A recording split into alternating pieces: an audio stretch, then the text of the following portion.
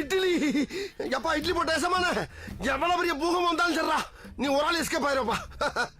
Welcome to ஐரக்ஷன் channel. எங்களோட videos உங்களுக்கு பிடிச்சிருந்ததுன்னா லைக் பண்ணுங்க, கமெண்ட் பண்ணுங்க, ஷேர் பண்ணுங்க, மறக்காம சப்ஸ்கிரைப் பண்ணுங்க.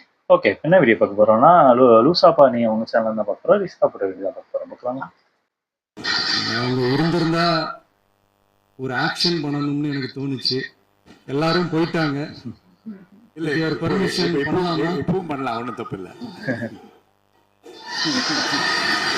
செஞ்சிட்டியா? மொத்தமா செஞ்சிட்டியா? சட்டசபை பேசினதுக்கே வருது.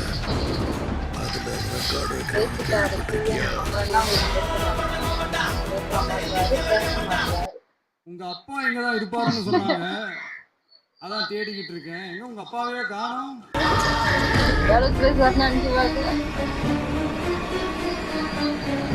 எங்களுக்கும் நக்கலா நையாண்டியா சம்பந்தம் இல்லாத குட்டி கதை இதெல்லாம் எங்களுக்கும் பேச தெரியும். லியோவை பார்க்கணும் நீதானே கேட்ட? 5 நிமிஷம் பேசுனதுக்கே கொலை தூரி இந்த ஆட்டம் அடிச்சு. பேசுனா அப்புறம் என்ன பண்றது?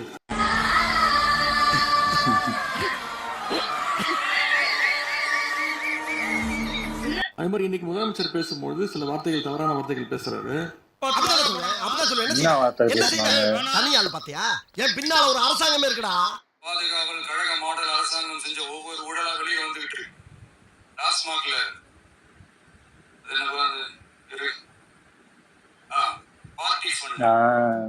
அவர் பார்ட்டி ஃபண்ட் அப்படின்னு சொல்லியிருக்கிறாரு. அவர் அமைச்சர் அந்த பார்ட்டி ஃபண்ட் எந்த பார்ட்டின்னு கூட சொல்ல தைரியம் தான் சொல்லுங்க, நாங்க அதெல்லாம் ஃபேஸ் பண்ண தயாரா இருக்கோம். சொல்லணும், அப்பதான் கேட்கணுமா? எதையோ பேசுங்க. நீங்க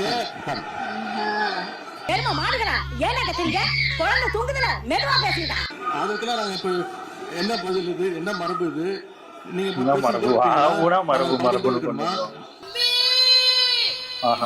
நேற்று பேசும்போது நல்ல பேசலாம். செஞ்சுட்டா போச்சு. செம்ம சீனிக்குது இன்னைக்கு.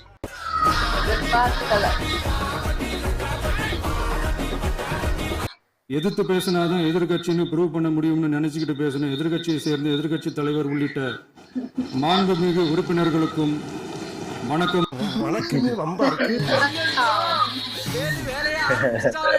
மறுபடியும் சொல்றேன், கட்சி நிதின்ற பேர்ல அடிச்ச கொள்ளைய ஒண்ணா கவர்மெண்டோட கஜானாக்குள்ளேயே கொண்டு சேர்த்துக்கிட்டே இருக்கிறாங்க.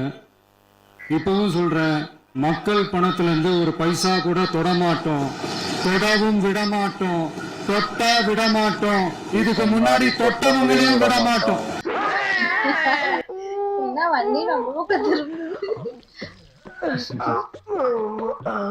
ஒவ்வொரு ஊழலாக வரும் போலயே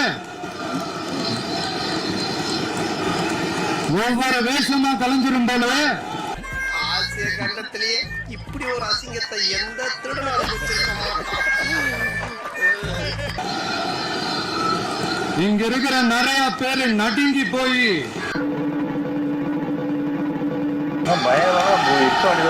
இதெல்லாம் நம்ம மேல அவதூறு வேற. இப்ப புதுசா ஒரு வெப்பன் ஒண்ணு கொண்டு வந்திருக்காங்க. அது என்ன தெரியுமா? அவங்க தயவால தான் நம்ம ஆட்சி நடக்குதான். மக்கள் தயவால இந்த ஆட்சி நடந்துகிட்டு இருக்கு.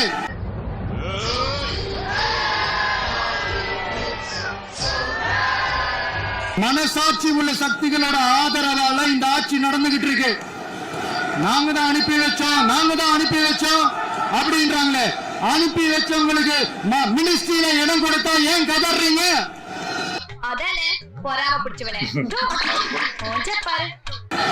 ஏன் இவ்வளவு கோவம்? ஏன் இவ்வளவு கதறல்? கேள்வி கேட்டதுக்கே ரத்தம் கக்க வச்சுட்டா நம்ம வாய் வேற சும்மா இருக்காரா சாமி? இடம் சரியில்லை. கம்யூனிஸ்ட் கட்சி நமக்கு ஆதரவு கொடுத்தது சுயேட்சையா எடுத்த முடிவுன்னு சொல்றாங்க. இதுல எங்க இருந்து நாங்க தான் அனுப்பி வச்சோம்னா புரியல. மக்களுக்கு நல்லா புரியும், எல்லாத்தையும் தெளிவா பார்த்துக்கிட்டு இருக்கிறாங்க.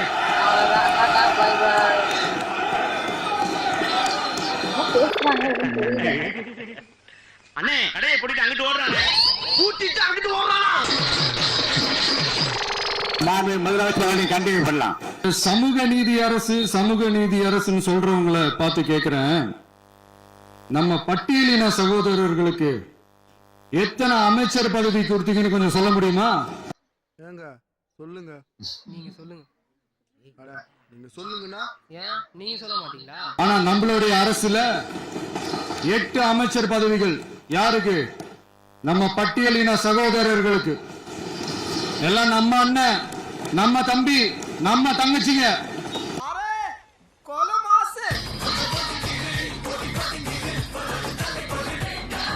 நான் ஏன் கொஞ்சம் சவுண்டா பேசுறேன் அப்படின்னா அவங்களுக்கு கேட்கணுன்றதுக்காக தப்பா எடுத்துக்கல.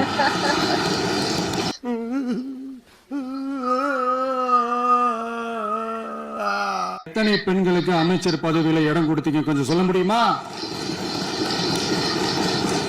எங்க அரசுல 4 சகோதரிகளுக்கு அமைச்சர் பதவி கொடுத்திருக்கிறோம். மக்களால் அகற்றப்பட்டவங்களுக்கு ஒண்ணு சொல்லிக்கிறோம், தப்பே செய்ய மாட்டோம், ஊழலே செய்ய மாட்டோம், நேர்மையா தான் இருப்போம், நியாயமா தான் இருப்போம் அப்படின்னு சொல்றவங்களால மட்டும்தான் கூட்டணி ஆட்சி அமைக்க முன்வரும்.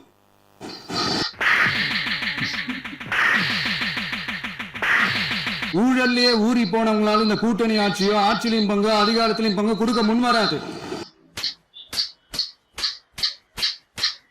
மெஜாரிட்டி இருந்தாலும் தரமாட்டாங்க, மெஜாரிட்டி இல்லனாலும் தரமாட்டாங்க. கேட்டா ரெடிமேடா ஒரு பதில் ஒண்ணு வச்சிருப்பாங்க, கூட்டணி ஆட்சியை மக்கள் விரும்ப மாட்டாங்கன்னு.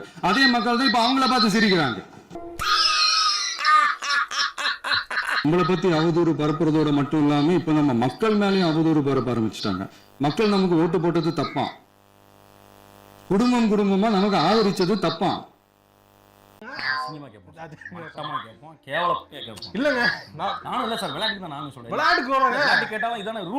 டெக்னிக் ஆச்சும் கொஞ்சம் மாத்தினா கொஞ்சம் நல்லா இருக்கும். 50 வருஷமா ஒரே டெக்னிக்கா? டெக்னாலஜி எல்லாம் மாறி வேற எங்கேயோ போயிட்டு இருக்கு. பஸ்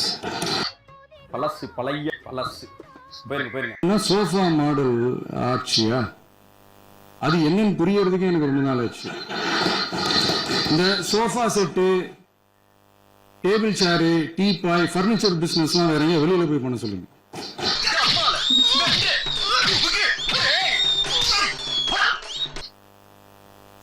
அதனால மக்களுக்கு யூஸ்ஃபுல்லா இருக்கிற மாதிரி இந்த ஆக்கப்பூர்வமான கருத்துக்களோ ஆக்கப்பூர்வமான யோசனைகளோ இருந்தா சொல்லுங்க, அதை நாங்க டெஃபரெண்டா எடுத்துக்கிறோம். ஆனா அதை விட்டுட்டு இந்த நக்கல், நையாண்டி, சம்பந்தம் இல்லாத பேச்சு இதெல்லாம் பேசிட்டு அப்புறம் முதல்வருக்கு பதில் சொல்ல தெரியல அப்படின்னா இங்க வாய்ப்புன்றது நம்மளுக்கு அவ்வளவு சீக்கிரம் கிடைச்சிருது கிடையாது. இது நம்ம ஆட்டம், எதிர்க்க நிக்கிறவன் கல்கெடுத்து போனோம். நீ ஏறி அது நம்ம காலம் ஆத்துக்கலாம். அனுமதிச்சாரு இந்த கதை. முதலமைச்சர் இன்னைக்கு ஒரு ஸ்கிரிப்ட் எடுத்துட்டு வந்திருக்காரு. அந்த ஸ்கிரிப்ட் அவர் பேசி முடிக்கிற நேத்து இவர் ஸ்கிரிப்ட் எடுத்துட்டு வந்தாரு அப்படிங்கறத சொல்றேன். அவர் ஸ்கிரிப்ட் படிச்சிட்டு இருக்காரு. டயலாக், அந்த சீனோட டயலாக் பேசி முடிக்கிற வரைக்கும் யாரும் கட் சொல்லக்கூடாது அப்படிங்கிற மைண்ட் செட்ல ஒரு ஷூட்டிங் போனா எப்படி இருப்பாரோ அதே மாதிரி இன்னைக்கு சட்டமன்றத்தை ஒரு ஷூட்டிங் ஸ்பாட்டாக அவர் இன்னைக்கு மாத்தி காட்டியிருக்கிறார். சொல்லு ஏதாவது பார்த்து படி அவர் சொல்லிட்டு அவர் ஸ்கிரிப்ட் பார்த்துட்டு இருக்காரு. இல்ல இப்போ அது பேசுறதுக்கே ஒரு ஸ்கிரிப்ட் வேணும் அவருக்கு.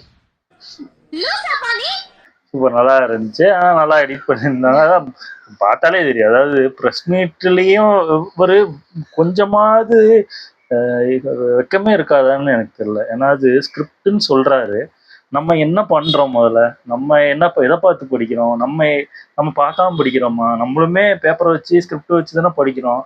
நம்மளை சொல்லிக்கிற மாதிரி ஒரு இது அவங்களுக்கு அசிங்கமா இருக்குமா இல்லையான்னு எனக்கு தெரியல.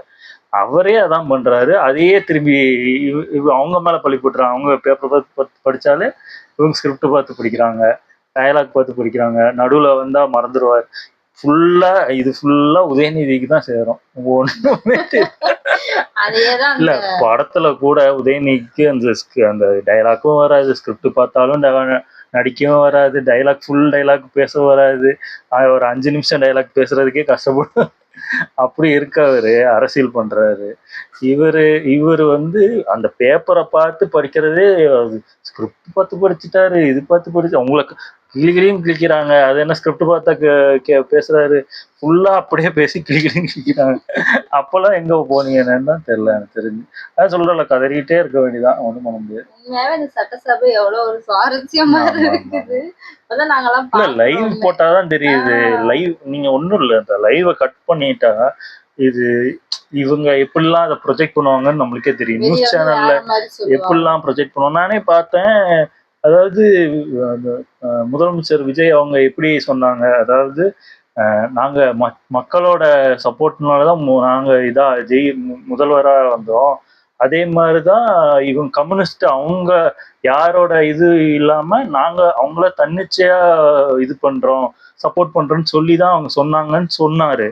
ஆனா சன் நியூஸ்ல எப்படி போட்டிருக்கானா, நீ உங்களோட தயவுலாம் அவரு முதலமைச்சர் ஆகவே இல்லையா அப்படின்னு முதலமைச்சர் சொல்றாரு. மக்களால தான் நானே அப்படின்னு ஒரு கொஸ்டின் கேட்கறாங்க. எனக்கு புரியல, இவ்வளவு கேவலமா கேட்பாங்க. அதாவது நம்ம எல்லாருமே லைவ் பார்த்துட்டு இருக்கோம். அப்பவுமே ஒரு ரிப்போர்ட்டர்னு பேர்ல இவ்வளவு கேவலமா கேட்கறது. இப்ப பாத்துங்க மீடியா என்ன லட்சணத்துல இருக்குன்னு. இப்படி ஒரு மீடியாவுக்கு பிரஸ் மீட் கொடுக்கணுமா? எனக்கு அதான் தெரியல. இதோட காமெடி சன் நியூஸ்ல வந்து சிஎம்க்கு வந்து ஹாப்பி பர்த்டே எனக்கு புரியல. அந்த சேனல்ல பார்த்து இல்ல அதான் சொல்றல, வியூஸும் வேணும் இதுவும் வேணும் அப்படின்னு. அதாவது வெக்கமே இல்லாத ஒரு மீடியா சேனலா. ஆமா ஆமா, அது ஒண்ணும் பண்ண முடியாது. அதான் சொல்றல, அதாவது சன் நியூஸும் கலைஞர் நியூஸும் நான் பார்த்துட்டேன். அதாவது மற்ற எந்த நியூஸுமே நான் பார்க்காத நியூஸ் மட்டும்தான் அதுல பார்க்க முடியுது. ஃபுல்லா நெகட்டிவ் என்னெல்லாம் நெகட்டிவ் தூக்கிட்டு வர முடியுமோ முக்காவாசி அந்த நியூஸ்ல பாக்குறேன். ஏதாவது தப்பு நடந்துச்சுன்னா டிவிகே தொண்டர்கள் கைது, டிவிகே தொண்டர்கள் இப்படி பண்ணிட்டாங்க, தொண்டர்கள் திருட்டு பண்ணிட்டாங்க, டிவிகே தொண்டர்கள் சிலைய திருடிட்டாங்க, எல்லாமே பொய் கேஸ், எல்லாமே பொய்யா போட்டு அதாவது டிவிகே மட்டும்தான் தப்பு பண்ணிட்டு இருக்க மாதிரியே ப்ரொஜெக்ட் பண்றாங்க. கூட ஏதோ அடிச்சிட்டாங்கன்னு சொல்லி ஒருத்தர், ஆமா உதய் தம்பி, ஐயோ ஒண்ணுமே இல்லன்னு சொல்லிட்டாரு டாக்டர், வெளியிலே அனுப்பிட்டாங்க. வெளியில படுத்து கிடந்து உருண்டுட்டு நடிக்கிறாங்கன்னு தெரியல. அது தெரிஞ்சது தானே. அதாவது கொத்தூஸ் வேலை வேற என்னது. அதாவது உங்களே சொன்னாங்களே ப்ரௌடு கொத்தூஸ், இந்த கொத்து வேலைதான். ரொம்ப பழசா இருக்கு. இல்ல அதான் சொல்றல, டிஎம்கேக்கு தெரிஞ்சது இதுதான். இவங்களுக்கு இப்படி பண்ணணும், அப்படி இல்லைன்னா இவங்க நெகட்டிவா ஏதாவது பிரச்சனை, அந்த கரண்ட் வராம பண்றது, குழாய தண்ணி புடுங்கி விடுறது, அதுவே நம்ம பார்த்தோம். அந்த மாதிரி ஒரு கேவலமான ஒரு புத்தி தான் பண்ணுவாங்க. அவ்வளவுதான் உங்களுக்கு அறிவே இருக்கும். இதுதான் பண்ணிக்கிட்டே இருக்கும். கிடைச்சு ஓகே. என் வீடியோஸ் உங்களுக்கு பிடிச்சிருந்தா லைக் பண்ணுங்க, ஷேர் பண்ணுங்க, கமெண்ட் பண்ணுங்க, மறக்காம சப்ஸ்கிரைப் பண்ணுங்க. எல்லாருக்கும்